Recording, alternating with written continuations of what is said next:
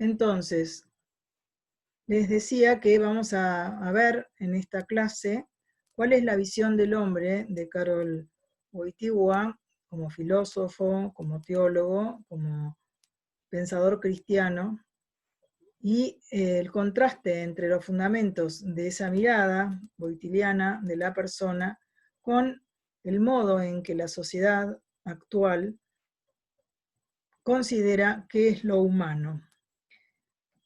El hombre es persona.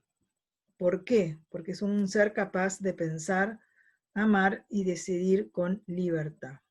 En su libro Amor y Responsabilidad de 1960 empieza justamente a hablar del amor, que es un acto humano, contrastando ese acto humano con el acto de gozar.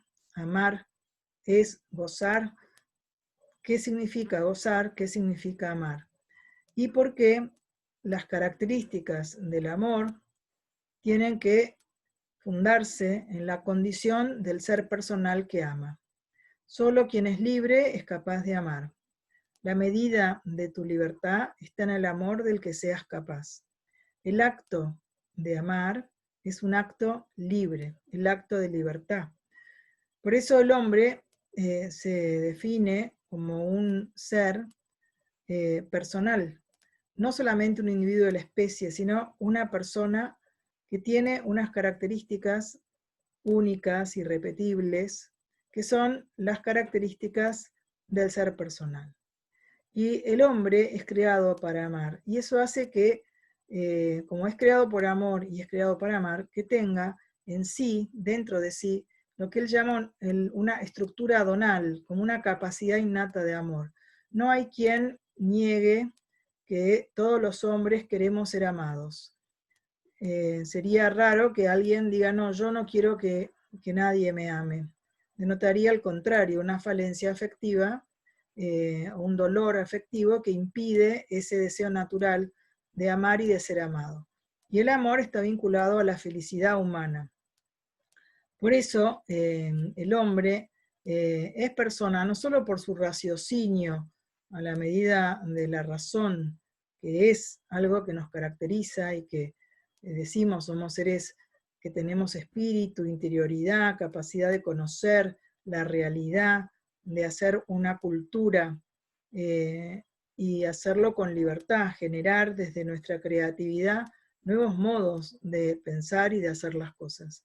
Por eso somos personas porque podemos decidir y también podemos decidir quiénes queremos ser y cómo queremos ser. Y actuando es como nos vamos de alguna manera haciendo personas de un tipo o de otro. Pero lo que sí todos comprobamos es que necesitamos ser amados y que la felicidad y la realización personal tiene mucho que ver con ese completar ese deseo de amar y de ser amados. Por eso decimos que la persona se autorrealiza en el amor. Pero si miramos al ser humano como como simple individuo de una especie, como miramos al orangután o como miramos a nuestra mascota, un simple individuo, tenemos otra concepción, otra visión del hombre, y en general está muy metido en el mundo de hoy esa noción de la individualidad, y se habla mucho de los derechos individuales, los derechos que tiene cada uno de los ciudadanos, por ejemplo, en un país democrático, y nosotros coincidimos con eso, es así, tenemos derechos que son individuales, pero también vivimos en sociedad y compartimos esos derechos con otros. Por eso la definición de persona como individuo autónomo que se autoconstruye es una definición que no responde a la realidad. ¿Somos individuales? Sí, somos seres individuales. De hecho, la definición clásica del humano, del ser humano, era la de Boecio, que después toma Santo Tomás, sustancia individual de naturaleza racional. Pero somos mucho más que una sustancia individual o un individuo, un mero individuo autónomo. Autónomos, se da uno la ley a sí mismo. Auto a sí mismo, nomo, ley. En realidad somos libres y tomamos decisiones y nos hacemos de alguna manera a través de nuestras acciones a nosotros mismos. Nos hacemos mejores o nos hacemos peores personas. Decimos de alguien, es un hombre de bien, es una mujer de bien. Queremos decir con eso que tiene virtudes, que es sincera, que es franca, que es alegre, que es respetuosa, que no es corrupta.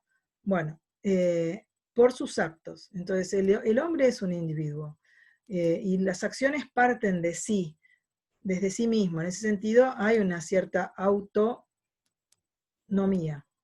Pero en realidad el hombre no vino a este mundo por sí mismo. Uno no eligió nacer, no eligió dónde nacer, no eligió a sus padres, no elegimos nuestra genética, no elegimos el entorno cultural en el que nacemos. A veces preguntamos, bueno, ¿y a qué hora nací yo? ¿En qué hospital? ¿Y cómo fue? Pero nosotros hemos recibido el don de la vida desde el punto de vista biológico, desde el punto de vista personal. Nacemos en un entorno, tenemos padres, es decir, nos referimos a alguien, venimos de alguien, y nuestra vida tiene un límite, es contingente, no somos eternos. Entonces, estamos hechos de algún modo. Hoy no se acepta eso como algo que la naturaleza humana, el modo de ser humano, el hecho de ser humano es algo dado, pero en realidad es una evidencia, esta que estoy ejemplificando con estos hechos de que no elegí dónde, cómo, cuándo nacer, y tampoco sé cuándo ni cómo va a ser mi muerte. Por más que querramos poner la ley de la eutanasia, pero evidentemente por más derechos que adquiramos, notamos nuestra vulnerabilidad, nuestra poca capacidad de decidir en tantos ámbitos y los límites de nuestra libertad, porque la libertad es una libertad individuada que está encarnada en una persona que es limitada. Por lo tanto, no somos autónomos, dependemos de nuestra propia naturaleza, nuestra propia condición, no podemos ir al sexto piso de un edificio y lanzarnos y volar por nuestra propia decisión, porque no tenemos una condición dada, una naturaleza, un modo de ser que nos habilite a ese vuelo, a no ser que vamos a las deltas.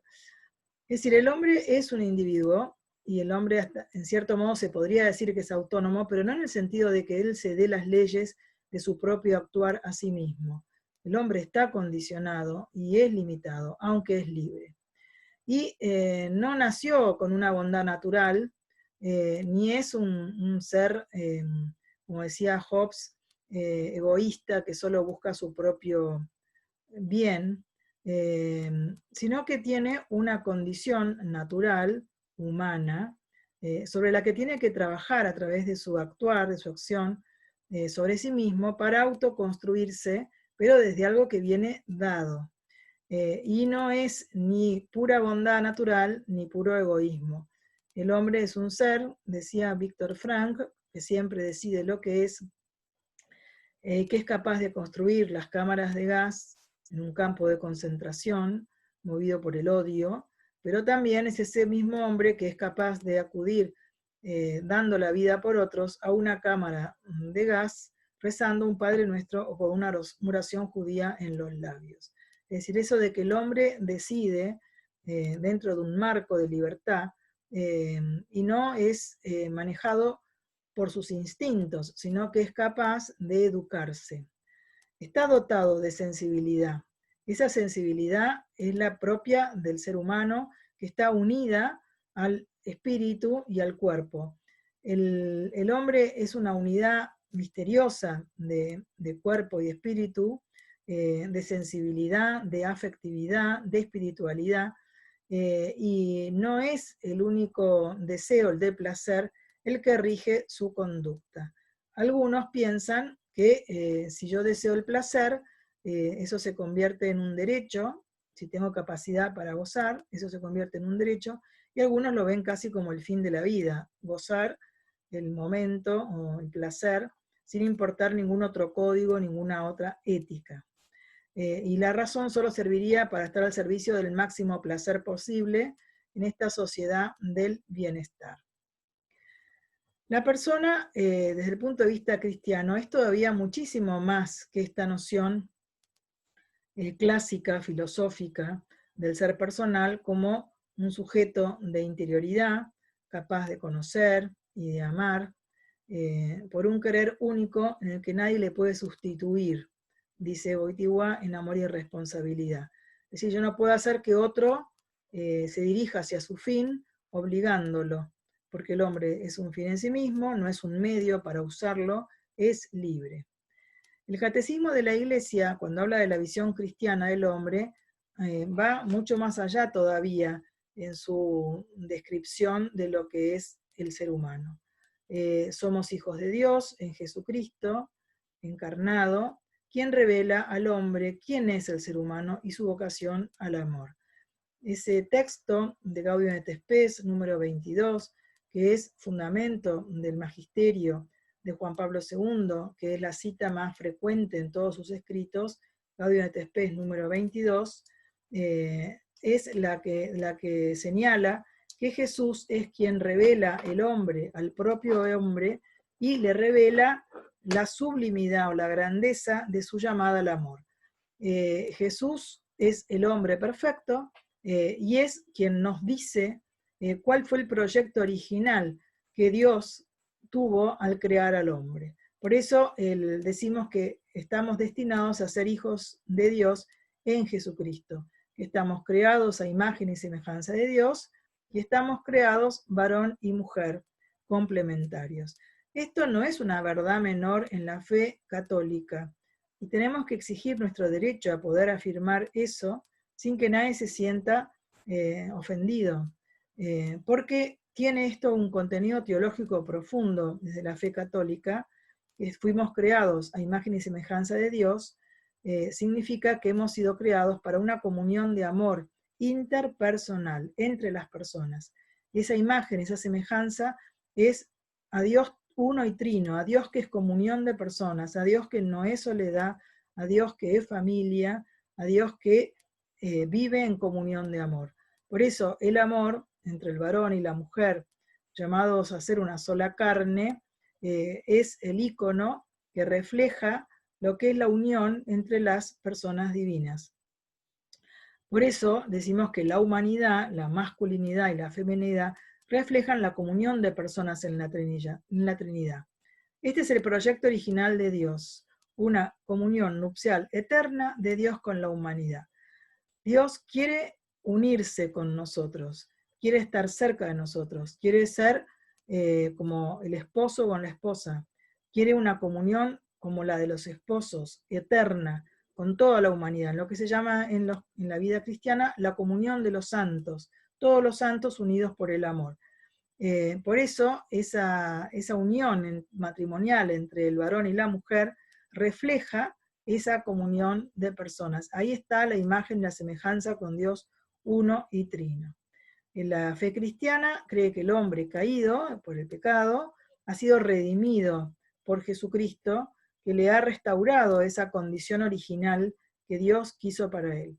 El hombre redimido es el hombre histórico. Somos nosotros los que vivimos insertos en la historia de la salvación, miramos a la historia bajo la mirada de la providencia de Dios, en la historia de la salvación como herederos de un reino eterno. Por eso estamos llamados a vivir una existencia de felicidad filial como hijos de Dios y un anticipo del cielo. En el cielo, los cristianos consideramos que tendremos la plenitud del amor. Esta es la noción de persona desde el punto de vista cristiano, que coincide en algunos aspectos con la visión filosófica de la persona humana, pero es muchísimo más elevada, muchísimo más grandiosa e incomparable.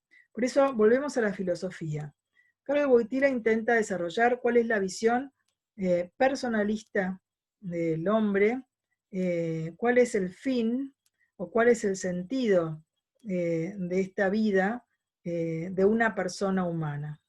¿Cuál es el fin natural de la vida humana? Ese fin es la felicidad. Ese es el fin natural, ser felices en este mundo. los que creemos en otro mundo, en una vida eterna, también queremos ser felices y gozar de todas las cosas buenas que Dios nos ha regalado. Y miramos con sentido positivo todo lo que nos rodea. Ese es un fin natural que se puede comprobar con la experiencia. Nadie desea ser un infeliz. El hombre busca bienes espirituales y materiales que sean conformes a su naturaleza, que le desarrollen a él, que lo hagan mejor en cuanto hombre, que se dirijan al propio bien de la persona. Muchas veces decimos que cuando alguien elige lo malo, por ejemplo, la droga, el alcohol, el sexo indiscriminado, está buscando un bien que es el placer, pero eso se convierte en una apariencia de bien, porque finalmente ese aparente bien termina destruyendo, quizás rompiendo los vínculos familiares, los vínculos paternales con los hijos, filiales, los vínculos matrimoniales. La persona que se droga es una esclava del vicio y no puede liberarse de esa esclavitud, de esas cadenas que lo atan, de esa dependencia. Entonces, en vez de ser autodependiente, depender de su propia decisión, de sí mismo, está esclavizado por el cigarrillo, por el alcohol, y así se siente en el fondo de su corazón. Pero el ser humano busca los bienes, no puede no buscar el bien. A veces se equivoca en esa elección del bien. Pero el único bien que sacia esa sed que tenemos todos los seres humanos de ser felices, necesariamente es un bien absoluto, es la plenitud de bien.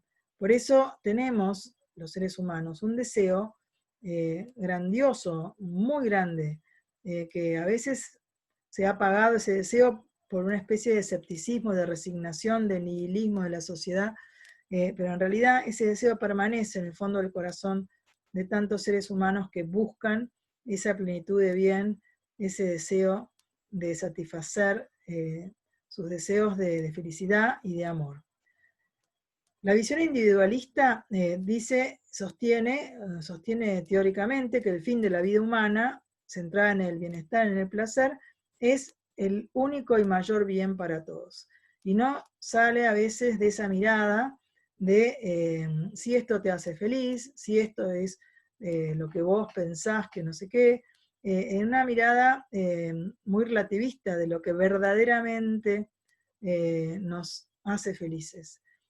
Si nos centramos en el bienestar, el placer es limitado y no es un bien, es un bien efímero. Por eso, si el fin de la vida, el sentido de la vida está en conseguir el máximo bien subjetivo y placentero, un bien afectivo que es por sí mismo fluctuante, eso no sacia, eso frustra, eso no conduce a una felicidad completa y deja como resultado la frustración y el vacío en los corazones. De esto se podrían poner ejemplos cotidianos, por ejemplo, las fiestas de los adolescentes cuando terminan el colegio, donde ponen tanta expectativa, tanto empeño, y que eso pasa rápido y además a veces deja nefastas consecuencias cuando se han alcoholizado o han violado a alguna chica o han tenido sexo sin considerar al otro como un ser humano a quien hay que respetar, a quien hay que tratar con su dignidad, etc. Y eso después deja una enorme frustración y vacío en la vida de esos adolescentes cuando uno habla con sinceridad con ellos, ¿no? Porque el hombre, coincide esta mirada filosófica con la visión cristiana, ha sido creado, volvemos a reiterar, por amor y para amar. Por eso el sentido de la vida está en el amor. En el caso del cristiano, condice con una fe que tiene en la fuerza del Espíritu Santo, del Espíritu de Dios, que inhabita en él, que lo convierte en un hombre nuevo, que le da, como dice una canción, vida en abundancia, una vida nueva, una vida con la energía y con la fuerza de la gracia. Y ese regalo, tiende a conocer, a amar, servir, no en el sentido servil, sino en el sentido filial, el deseo de agradar a Dios y devolverle amor con amor.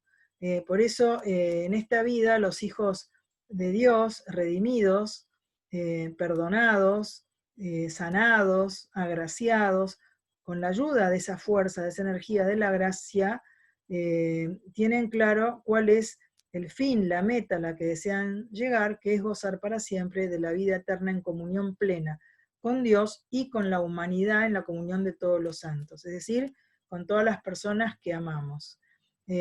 Añoramos esa felicidad, esa plenitud de amor, allí donde Dios enjugará nuestras lágrimas y donde no habrá pena, ni llanto, ni dolor, y solo habrá amor, amor pleno y felicidad. También se puede comparar la visión personalista con la visión individualista del ser humano, pensando en su libertad, que es la característica central que define su esencia. El hombre es un ser libre. Decíamos antes, es un ser libre, pero de una condición limitada. No somos dioses, somos seres humanos. Por eso la visión personalista explica cómo la libertad es una libertad participada, situada, condicionada. Estamos refiriéndonos a aspectos preconscientes, genéticos, cognitivos, afectivos, educacionales, culturales. El hombre es capaz de recomenzar en su vida, convertirse, se dice en cristiano, y cambiar el rumbo de lo que quizás viene construyendo. Pero evidentemente hay unos condicionamientos que son bastante difíciles de alterar. Sobre todo lo que es la genética, que eso no cambia, y todo lo que tiene que ver con la trayectoria vital, ¿no? Con lo que la persona ha experimentado en su vida. Esto es causa de grandes sufrimientos en el desarrollo de las personas, lo sabemos bien los educadores, pero bueno, no es una libertad absoluta, pero tampoco es una no libertad. No se opone a su modo de ser, a su condición de ser limitado. Es una libertad consciente, es una libertad que tiene que dar respuesta de lo que el hombre conoce y ve, que está puesta en cada ser humano con un fin. ¿Para qué? Es una libertad conforme a la condición humana, finita, creada, contingente y compartida, para el amor. La palabra compartida la tomo de Benedicto XVI, me parece muy luminosa, porque a veces cuando se entiende al hombre como un individuo aislado, independiente de todos los demás, que no somos así, porque no podemos vivir sin los demás, cuando nos consideramos así, defendemos nuestros derechos individuales, pero olvidamos que nuestra libertad no es solo individual. Yo soy libre, pero mi madre es libre, mi padre es libre, mis hermanos son libres, mis vecinos son libres, y compartimos ese don, esa gracia de la libertad. ¿Y qué es lo que puede orientar el sentido de la libertad que compartimos entre todos? El bien común, que no es la suma de bienes individuales, sino que es un bien común compartido con los demás. Por eso los individualistas, si entienden la libertad como una pura autonomía, sin ningún límite, yo me doy las leyes a mí mismo, yo decido lo que es bueno, lo que es malo, el placer es mi única norma de acción, mi único fin, mi único criterio, entonces es muy difícil que esa persona, ese individuo, esa persona que comparte conmigo su libertad, realmente respete la mía, porque pretende darse las leyes al margen de los condicionamientos naturales, niega lo natural, y su único criterio es, sobre el bien y el mal, es el placer. Entonces eso contrasta con el deseo, la búsqueda del bien común de los que con los que comparten ese uso de la libertad.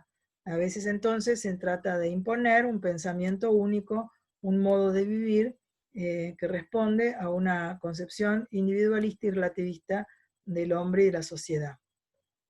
Esta libertad se considera como una libertad de toda atadura, libertad de todo vínculo, no es una libertad con sentido, con un sentido, sino una libertad de todo tipo de atadura. Y en realidad, sabemos bien, los cristianos lo decimos de la Santísima Virgen María, que dice de sí misma que es esclava del Señor, es decir, es la no libre. Sin embargo, ese deseo de ser esclava del Señor y de no usar de su libertad si no es en línea con lo que Dios le pide, es el máximo acto de libertad que un ser humano puede dar. Yo puedo dar la vida porque quiero, y eso, aunque entregue la vida, eso es el acto de amor a los demás, puede ser en el martirio, es el bien del otro. Y eso es un acto de libertad. Y genera un vínculo, comprometerme y casarme genera un vínculo, pero no me quita libertad, sino que yo decido usar de ese modo mi libertad en función de la felicidad de otro, del amor. La libertad es subjetiva, pero los individualistas piensan que es subjetiva y absoluta, es decir, no hay ningún criterio más que mi decisión, mis gustos, mis deseos. Es una libertad egocéntrica, centrada en el propio yo, centrada en esa forma de verme a mí misma, bastante narcisista y egocéntrica, que no quiere ningún tipo de límites. Y raya a veces en la locura, porque los límites en la vida se nos imponen y no los podemos esquivar a todos. Algunos podremos esquivar, pero la realidad se nos impone. También la libertad, en el caso de la visión personalista del hombre, la visión del hombre, está vinculada a una ley natural que está inscripta en el corazón del hombre. Vive en un marco de leyes civiles de convivencia.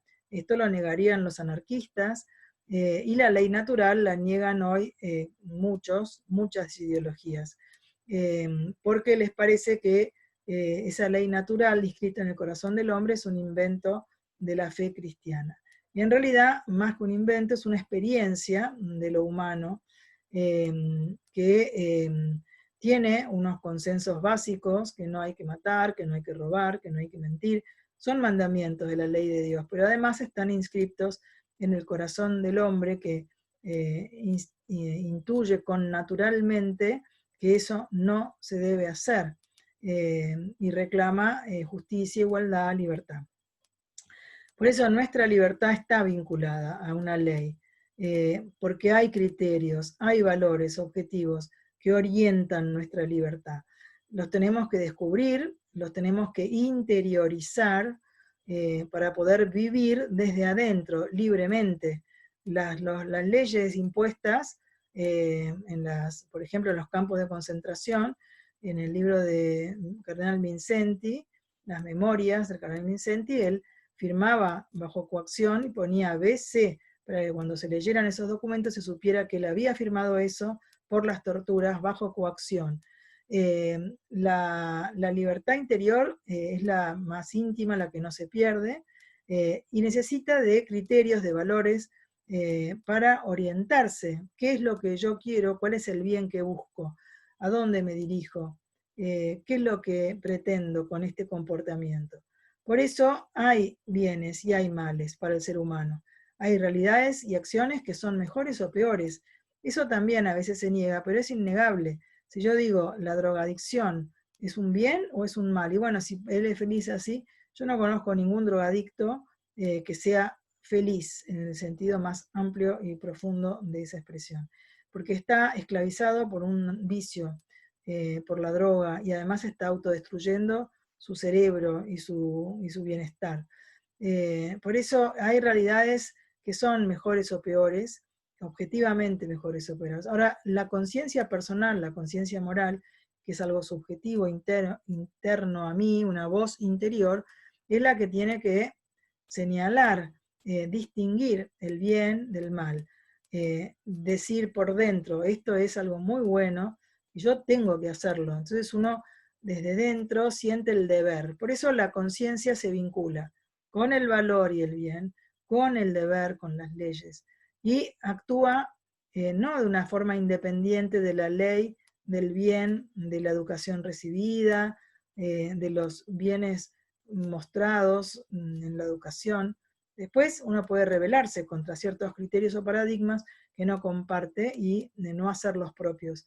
Pero es un proceso, el proceso de la educación, que busca hacer interiores esos bienes objetivos que ayuden a desarrollar las cualidades y los talentos de cada persona.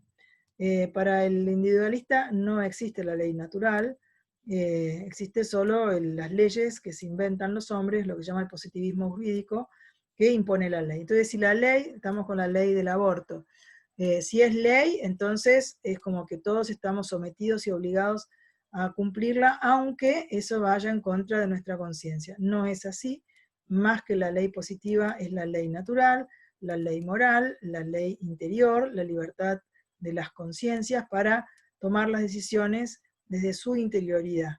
Nosotros no podemos imponer a nadie esa conducta, ese comportamiento, sino que cada uno tiene que interiorizar esas leyes que son buenas para la buena convivencia. Y hay criterios y valores objetivos. Los individualistas te van a decir que no, que cada uno determina lo que vale para sí, para él, pero es evidente después cuando tenés contacto con la naturaleza, por ejemplo, la belleza natural, el aire limpio, el agua clara, las montañas, los ríos, el correr del agua, la naturaleza como un bien, gozar de una buena comida, una buena cerveza. Es decir, hasta en lo corriente, en lo cotidiano, hay valores, hay criterios, hay bienes que son, te puede gustar más o menos una cosa, pero no todo es relativo, como dicen los individualistas, sino que hay escalas de valores y escalas de bienes. Los valores son medidas de bien. ¿Quién mide ese bien? Obviamente el ser humano, la conciencia humana en relación con un valor, que como decía Wojtyla en Memoria e Identidad, son aquellas luces que brillan cada vez con más intensidad en la medida en que uno se trabaja a sí mismo. La libertad cristiana es la libertad de los hijos de Dios, es una libertad ganada, una libertad regalada. ¿Ganada y regalada por quién? Por Jesucristo. Él nos hace libres de la esclavitud del pecado y de la muerte. Él nos dice, la verdad os hará libres. Yo soy camino, verdad y vida. Es decir, Jesús es la verdad que nos libera de las cadenas, de los males, del pecado, del apartamiento del proyecto original de Dios sobre nosotros. ¿Con qué precio pagó ese regalo que nos dio? Con su sangre redentora, con su muerte en la cruz. Por eso, reconocer la verdad de Jesús, reconocernos a nosotras mismas como hijos de Dios, es lo que nos hace libres con la libertad plena del amor. La verdad de Jesús nos hace participar en su filiación, somos hijos, y nos hace ser libres con esa libertad plena del amor, apoyadas en la fuerza de la gracia que Jesús nos ganó con su muerte, su pasión, su muerte y su resurrección. Por eso la libertad se ejerce en la aceptación de nuestro cuerpo y de nuestro espíritu, en el autogobierno y la autoposesión de sí mismo, que nos permite una entrega sincera de nosotros mismos en el amor. Nadie puede entregar lo que no tiene, por eso hay que autoposeerse, aceptarse, y eso también es ejercicio de libertad. La esquizofrenia se dice que es esa división interna, no me acepto a mí mismo, la falta de autoestima. Bueno, tenemos que madurar en nuestro desarrollo, en nuestro cuerpo y en nuestro espíritu, aceptando esa realidad y autogobernando las tendencias, poseyéndonos a nosotros mismos, porque eso es lo que nos permite entregarnos a los demás en el amor. También desde el punto de vista personalista se puede hablar de una verdad. El hombre como un ser pensante que busca la verdad, un buscador de verdad. Y la conciencia siempre está queriendo conocer la verdad, a veces en meras curiosidades, pero muchas veces las verdades de los hechos históricos, de los acontecimientos, pero también la verdad de la persona. ¿Quién sos vos de verdad? ¿Me estás mintiendo? ¿Cómo sos? Busca verdades, buscamos verdades parciales, científicas, ahora con el COVID, estamos buscando la vacuna que contrarreste esta enfermedad, queremos la verdad de los hechos y nos preguntamos quién mató a Nisman, buscamos la verdad del bien, una verdad práctica, cómo hacer una receta, y así, desde las cosas más cotidianas, siempre estamos buscando verdades parciales, pero tendemos hacia una verdad absoluta, hacia la verdad de Dios. El individualista dirá que no hay verdad del hombre, no hay bienes propios de su naturaleza. Cada uno se construye su propia verdad a su medida, porque la conciencia es autónoma, se dicta a sí misma las propias leyes y determina lo que es bueno y malo para cada uno. Esto sería muy largo de explicar, es una síntesis muy así rápida de algunos principios que después van a ir desarrollando y reiterando y ahondando. Pero nosotros consideramos que la conciencia no se dicta las leyes a sí misma, sino que hay leyes que están bien dadas, como es la ley del corazón, del bien y del mal, y aunque después en concreto uno elige dentro de un marco cómo actuar y qué buscar y qué hacer, cada uno tiene libertad, eso no es independiente de los demás y de las leyes que están llamadas a proteger bienes y valores, ¿no? Las leyes son para eso, no son para imponer, sino para proteger. Todos los seres humanos tenemos una conciencia, una voz interior, una inteligencia, a veces hay monólogo interior, a veces hay diálogo con los demás, no siempre estamos de alguna manera emitiendo juicios desde la conciencia. Y el hombre tiene que obrar de acuerdo con la verdad o la realidad de su ser, de su naturaleza humana, de su conciencia. Es necesario discernir, pensar, hacer pensar y orientarse hacia el verdadero bien, que no señala la voz de una conciencia recta. Evidentemente, esto también da para todo un curso sobre la conciencia y qué es la conciencia recta, pero que es necesario conocer, dejarse atraer por los verdaderos bienes, y no oscurecer la mirada de la conciencia por esos deseos a veces voluptuosos del placer y de la comodidad y del egoísmo, ¿no? La visión individualista, cuando ve al hombre solo como un individuo, que no hay naturaleza, el ser se construye libremente, no hay una verdad o algo que me oriente, sino que es una independencia absoluta. Solo tengo que consensuar, pero no hay criterios objetivos sobre lo que es la verdad o el bien. Esto es algo muy profundo, tiene que ver con, hay aspectos, casi todo en la vida es opinable, porque ninguno de nosotros es dueño de una verdad. No somos dueños, no poseemos la verdad, sino que la buscamos, somos buscadores de verdad, y tenemos una conciencia que efectivamente es subjetiva, pero no subjetivista, en el sentido de que tiene que ser una conciencia abierta, abierta al aprendizaje, abierta al cambio, abierta a la formación, abierta a interiorizar las enseñanzas de las buenas personas y así, ¿no? El hombre además es un ser relacional, dice el personalismo, es decir, es un yo relacional. Tiene una libertad compartida, vivida en común, se realiza en servicio de los demás. Somos seres interdependientes, no nos equivocamos cuando nos vemos como meros individuos separados. No somos así, vivimos en común, y realizamos servicios a los demás y podemos vivir solo porque hay muchos que sirven desde distintos modos a la sociedad. Por eso el hombre tiene una libertad, que es una capacidad positiva de autodeterminarse, de obrar desde sí, de realizarse mediante sus acciones, de tomar decisiones y hacer elecciones libres junto con los demás. Pero eso es lo que es la libertad en el sentido personalista, mucho más que el libre arbitrio. Es la capacidad de autodeterminación. Desde sí, uno depende de sí mismo y desde ahí obrar. Por eso hay personalidades que son más libres. De hecho, eso se muestra en los análisis que hacen Wanda Poltavska o Viktor Frankl y otros en los campos de concentración, analizando los comportamientos humanos. Se ve cómo hay quienes tienen una capacidad de desarrollar ese yo relacional y de servir a los demás y de pensar en los demás y comportarse de un modo que de alguna manera protegen su libertad interior. No es simplemente mi libertad termina donde empieza la del otro, como decía el manual del ciudadano americano, John Stuart Mill, sino porque no somos solo individuos independientes, somos interdependientes, dependemos de los demás, y ahora lo estamos comprobando más con esta pandemia, ¿no? La libertad se opone a naturaleza entendida como mera realidad biológica que puede modificarse al arbitrio de cada uno.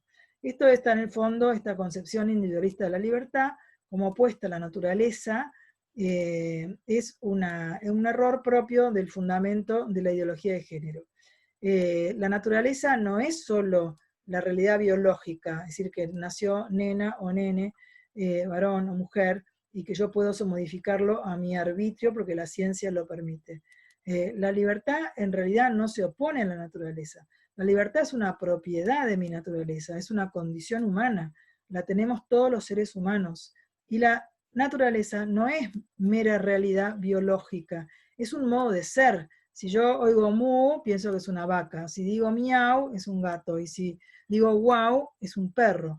Esas son las acciones. Y si un peral, espero que dé peras, y un rosal que dé rosas. Eso es la naturaleza, el modo de ser propio de cada ser, de cada ente, de cada realidad. Y nosotros tenemos una condición humana. Como dice Hannah Arendt, la condición humana. Entonces tenemos una condición humana que no es pura biología, que es una unidad, un cuerpo espiritualizado, un espíritu encarnado, una realidad compleja que tiene en su corazón esa condición del amor. Por eso la persona no es un objeto para ser usada por los demás, para ser manipulada, para usarla como objeto de placer, para pisotearla. No, la persona tiene una dignidad enorme porque es un sujeto, no un objeto. Es un sujeto de amor. El amor es la comunión de las personas y es una virtud. Es algo que se cultiva con el ejercicio de la libertad. No es mero sentimentalismo o sentimiento que cambia según el correr del viento. No. El amor verdadero que busca la comunión, la unión interpersonal, es integral, es una virtud. Integra y eleva las dimensiones de la persona. Eleva lo biológico y afectivo al ser personal. Los niveles de la persona se aunan en la entrega del uno al otro, por ejemplo, en el amor. Por eso cuando pensamos en el sexo como una expresión, un lenguaje del amor, lo entendemos como el sexo personal, no un sexo instintivo, no un sexo animal, no es el que no parte del amor, sino un amor integral, una virtud que parte de una decisión libre. El amor es verdadero, dice Wojtyla, cuando realiza su esencia, es decir, se dirige hacia un bien auténtico y de manera conforme a la naturaleza de ese bien. Cuando afirma a la persona como un valor en sí mismo. La persona es valiosa, es un valor, no es un mero objeto de placer. El amor, según la versión individualista, se reduce al mero sentimiento, al placer, siempre es subjetivo, es una especie de fusión de egoísmos combinados que acepta al otro solo mientras satisfaga su placer. No exige compromiso definitivo, sino que se mantienen los vínculos mientras perdure el sentimiento, el sentir. En cambio, el amor como virtud dice que la actitud apropiada y valedera hacia la persona, que es el amor, lo considera al otro como el mayor bien, el mayor valor, no usa al otro, sino que lo afirma. Por eso la medida de la libertad está en el amor del que somos capaces, como decía Juan Pablo II, que eso lo vamos a desarrollar en otra clase. Por eso sostiene Karol Wojtyla en Persona y Acción que a veces es necesario obrar en nombre de la verdad desnuda sobre el bien, de valores que no se sienten, y aún en contra de los sentimientos. Hoy algo inadmisible, pero es así. A veces un sentimiento pasajero, uno puede dejarlo pasar justamente, no actuar conforme a ese odio, a ese rencor o a ese enamoramiento, sino con la inteligencia y la voluntad, obra en nombre de la verdad. Aunque en el momento le sea costoso, va en contra quizás de una tendencia, pero consigue un mayor bien. Por eso, lo único que importa en la visión individualista es el placer. En cambio, nosotros estamos hablando de amor. Para el placer se consideran a las personas instrumentos y medios para obtenerlo. El placer se convierte en un derecho que se inculca incluso a los niños. Son los nuevos derechos de la ideología de género. Y los sentimientos son los rectores de las conductas y son los que dirigen las actitudes y los comportamientos, sin otra norma que ellos mismos. Pero nosotros consideramos que el ser humano tiene que obrar con todos los niveles de su biología, de su afectividad, de su psiquismo y de su espiritualidad, y integrarse a sí mismo para amar y no regirse solo por o meramente por los sentimientos, sino por todo su ser personal, por su yo libre, un yo que depende de su verdad, que juzga, elige, decide, busca, ama, quiere, tiende, desea. Siempre es un yo el que está detrás de esos actos y desea eso, la verdad del bien. Y esos bienes son los que motivan, los que se convierten en un valor para mí. Y también la persona, el yo libre, conoce, comprende, estima y valora la veracidad de las normas que protegen esos bienes. Por eso le obligan desde dentro, se convierten en un deber. El deber no es algo externo, es algo interno que se ejecuta desde el yo personal. Acciones libres, virtudes, que son las que me autorrealizan. Finalmente, el yo se une con el tú, mediante la participación, porque nosotros coexistimos, coactuamos, formamos comunión de personas en la familia, en todos los ámbitos, en la empresa, incluso en los equipos, constituimos un nosotros, y ese nosotros es el que crea una cultura, un ethos cultural humanista, enriquecedor de la dignidad personal y de valor personalista de la autorrealización. Bueno, por hoy lo vamos a dejar acá y vamos a continuar en la próxima clase.